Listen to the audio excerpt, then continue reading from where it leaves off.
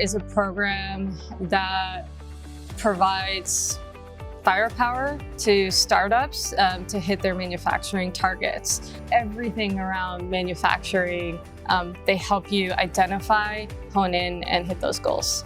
I think something that MCOR has been great about has been connecting us with some resources and giving us a good starting point.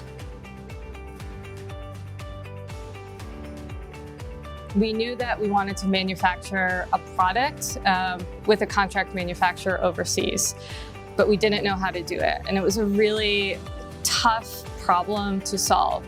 A lot of the challenge, it's cost.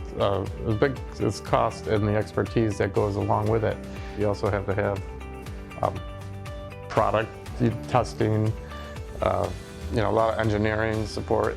One of the challenges that we really wanted to address coming into MCOR was product certification, but we didn't necessarily know where the best place to start with that was. A challenge that we did not foresee coming into the program, but has been something that we pay a lot more attention to now, is product or component sourcings.